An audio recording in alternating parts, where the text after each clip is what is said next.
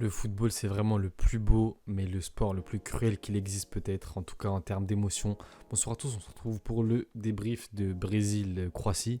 Ça va être un débrief qui va pas se porter sur tout le match parce qu'en soi, le match il s'est vraiment joué en prolongation, on va pas se mentir. Du coup, on va commencer directement.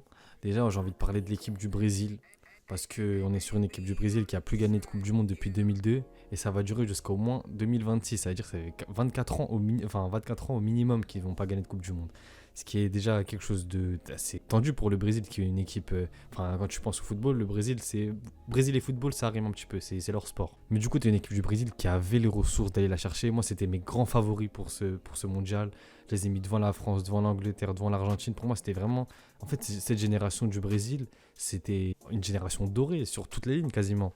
Peut-être au milieu de terrain, et encore, je trouve, ça, non, en vrai, il y avait des bons joueurs partout, il n'y avait pas d'excuses. Ils sont tombés contre une équipe croate, dont je vais parler de juste après. Mais en fait, je pense que le problème de ce Brésil-là, c'est ils sont trop précipités vers l'avant.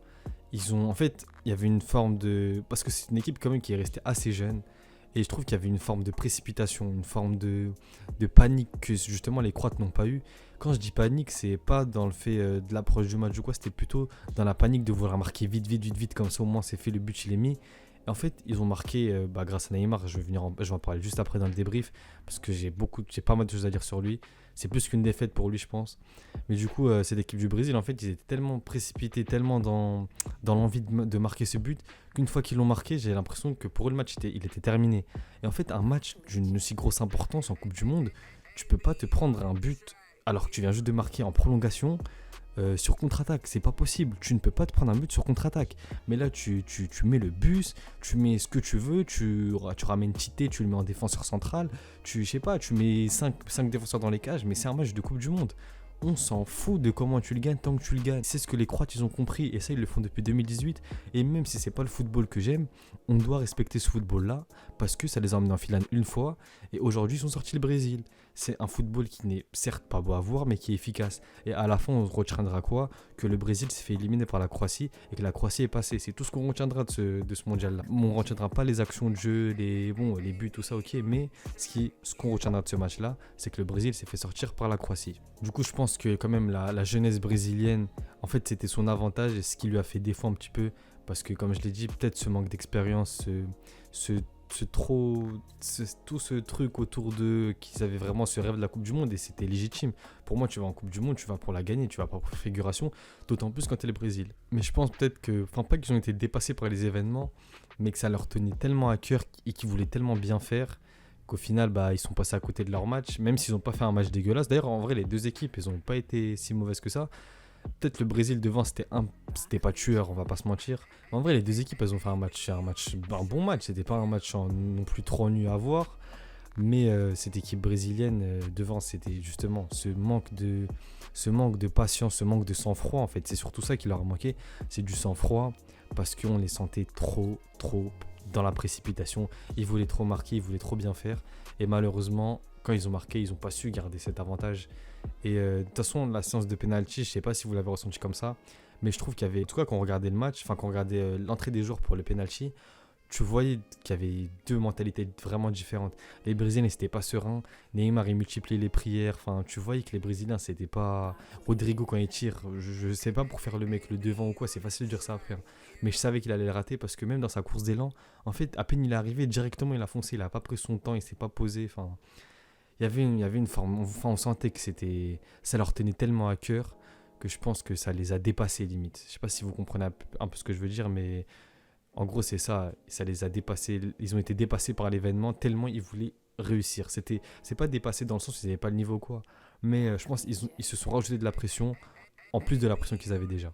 Maintenant j'ai envie de passer au sujet de Neymar. En fait cette défaite du Brésil, je suis ni brésilien ni rien du tout, mais cette défaite du Brésil, elle me fait du mal pour Neymar. En fait, moi, je suis la génération Neymar, ok, j'ai grandi avec Messi, Ronaldo, tout ça. On va dire que Neymar, c'est vraiment le mec avec ma génération, en gros, c'était le mec à qui on s'identifiait. Vraiment, on s'identifiait tous à Neymar. Dites-vous, quand j'étais plus jeune, j'ai fait les coupes de Neymar. Je le suis depuis Santos, enfin depuis qu'il est connu, quoi. J'ai fait les coupes de Neymar. On a tous voulu jouer comme Neymar. On aime tous Messi, Ronaldo, on les respecte tous. Mais on a tous voulu jouer comme Neymar quand on était petit. J'essaie de faire ses gestes techniques. Enfin, Neymar, c'est vraiment un mec, pour moi, il m'a fait aimer le football parce que il est arrivé à la période où j'ai grandi pour comprendre le foot. Et voir un talent comme lui, en fait Neymar il a tout, c'est le joueur de foot par excellence. En soi quand tu le prends juste par ses qualités intrinsèques, c'est incroyable. Il est bon de la tête, il est bon des deux pieds, il dribble, il frappe. C'est un mec, c'est un magicien, c'est vraiment... j'ai même pas les mots pour décrire ce joueur tellement je le trouve magique. Et en fait ce qui me fait mal c'est comment sa carrière en fait elle a pris une tournure assez bizarre. Parce que je suis parisien, mais déjà quand il vient à Paris, bon sa saison 2017, la première à Paris, elle est incroyable, c'est vraiment incroyable. Mais ensuite, on connaît les blessures, enfin tout ce qui va avec Neymar, les trucs extra-sportifs, tout ça. Et cette Coupe du Monde, pour moi, c'était, je vais pas dire pour finir sa carrière, parce qu'il a que 30 ans, mais on sait que Neymar, il va pas tenir jusqu'à 38 ans. S'il tient encore juste pendant 2, 3 ans, 4 ans max, ça serait cool. Mais pour moi, c'était vraiment pour bien finir, entre guillemets, dans le sens où, pour moi, cette saison, si il continue avec Paris comme il avait débuté et qu'il prend la Coupe du Monde, pour moi, Neymar, il avait toutes ses chances d'être Ballon d'Or cette année. Mais là, du coup, les chances de Ballon d'Or, c'est mort, c'est KO. Il peut se passer ce qu'il veut, même si on prend la LDC. Ça va être. Parce que je pense que ça va être soit l'Argentine, soit la France qui va la gagner, du coup, vu comment c'est parti. Et encore, on n'est pas au bout de nos surprises. Mais Neymar, c'est fini le Ballon d'Or. C'est KO pour lui. Et ça me fait vraiment de la peine parce que, en fait, sa carrière, elle aura comme un goût d'inachevé un petit peu. Genre, il va manquer quelque chose. Il a jamais gagné de trophée. Bon, on part les Jeux Olympiques, mais voilà. Il a jamais gagné de Copa. La Copa qui gagne le Brésil, il n'est pas là. Il a jamais gagné de Coupe du Monde. Ces Coupes du Monde, il se passe tout le temps un truc. En 2014, il se pète le dos. 2018, il n'y a que des mèmes sur lui. Tout le monde se fout de sa gueule. Là, il commence, il est blessé. Il se donne à fond pour revenir. Il revient, il fait une bonne Coupe du Monde et il se fait sortir alors qu'il met le but qui allait aider tout un pays. Enfin, je sais pas, je trouve que la carrière de Neymar, quand même, le football, il a été cruel envers lui, quand même. Dans le sens où, en fait, ouais, il y aura un goût d'inachevé, c'est ça. Il va manquer ce truc pour dire que Neymar, ça a été parmi les meilleurs joueurs de l'histoire. Parce que je pense qu'aujourd'hui, peut-être dans 30, 40 ans, 50 ans, enfin, dans les générations futures, nous, on a grandi avec Neymar, on l'a vu jouer, on sait ce qu'il vaut. Mais peut-être que dans les générations futures, ils vont voir qu'il n'a pas de ballon d'or, qu'il a une seule Ligue des Champions, aucun trophée majeur avec son club. Ils vont se dire, ouais, c'était un bon joueur, mais un joueur lambda, genre comme il a pu en avoir un peu partout. Alors que je sais pas si vous vous rendez compte, le mec, il avait même pas encore 25 ans, que ça le comparait à Messi et CR7. C'était le seul joueur qui mangeait à leur table. Et je trouve que c'est assez effrayant. Et c'est dommage pour lui, vraiment. Maintenant, on va passer à l'équipe de la Croatie. Gros respect à eux, même si j'aime pas le football qu'ils ont proposé. Quoique, la Croatie, dans le jeu, quand même, ça reste au milieu de terrain, c'est quelque chose. Mais quand je dis j'aime pas le jeu qu'ils ont proposé, c'est en gros, ils ont mis le bus, on va pas se mentir. Enfin, après, c'est respectable. La Croatie, ils jouent défensivement parce qu'ils n'ont pas les atouts offensifs que le Brésil a, par exemple. Et pour moi, c'est tout à fait respectable. Ils jouent avec leurs armes, comme le Maroc a joué contre l'Espagne pour se qualifier. Pour moi, c'est tout à fait respectable. Ce qui compte à la fin dans le foot, surtout dans les grandes compétitions comme ça, encore en club, sur une saison de championnat, tu peux te permettre... justement, tu peux pas te permettre de jouer comme ça. Mais en club, tu dois proposer du jeu parce que les mecs, ils te regardent toutes les semaines, 2-3 fois par semaine. Tu peux pas... Enfin, c'est compliqué de jouer mal toute une saison en club. Mais en compétition nationale ou dans une Ligue des Champions, excusez-moi, mais on s'en fout un petit peu de comment tu joues. Ce qui compte, c'est de ramener la coupe. Que tu mets le bus et que tu gagnes tous tes matchs 1-0 jusqu'à la finale, on s'en fout. Ce qui compte, c'est que tu gagnes.